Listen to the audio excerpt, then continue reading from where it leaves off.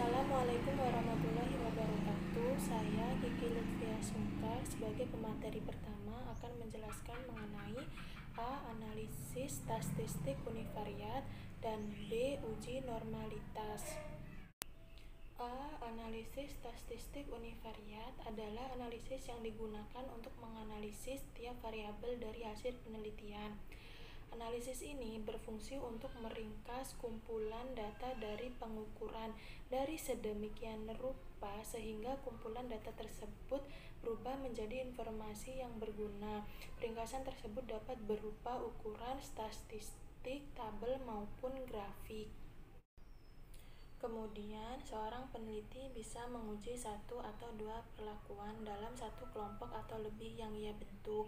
Satu perlakuan yang dimaksud di sini adalah analisis secara statistik untuk menguji hipotesis berkenaan dengan kualitas sebuah perlakuan seperti baik, jelek, berhasil atau gagal, memuaskan atau mengecewakan, atau rata-rata normal tidak normalnya sebuah sebaran data.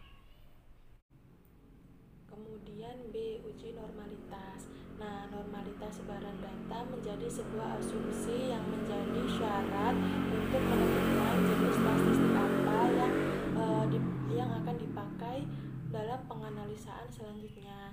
Nah, asumsi normalitas itu sendiri senantiasa disertakan dalam pendidikan. Kemudian menurut Galton, seorang ahli dalam teori pembelajaran mengatakan bahwa apabila sejumlah anak atau orang dikumpulkan dalam sebuah kelas, maka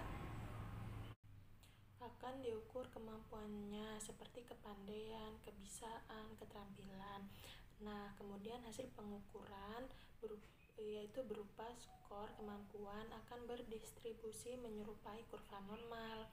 Meskipun demikian, apabila sebaran data suatu penelitian yang mengungkapkan kemampuan siswa ternyata diketahui tidak normal, hal itu bukan berarti kita harus menghentikan penelitian tersebut karena masih ada fasilitas statistik non-parametrik yang dapat digunakan apabila data tersebut tidak berdistribusi dengan normal.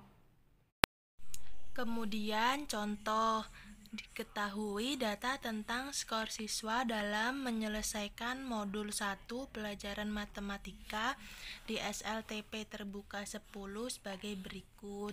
Nah, di sini ada tabelnya, ada contoh tabelnya. Kemudian tes normalitas dengan rumus Chi kuadrat C square, rumusnya adalah X kuadrat sama dengan sigma OI dikurang EI kuadrat dibagi EI. Kemudian yang pertama kita mencari A, menentukan rata-rata atau mean. Itu sama dengan X sama dengan 56.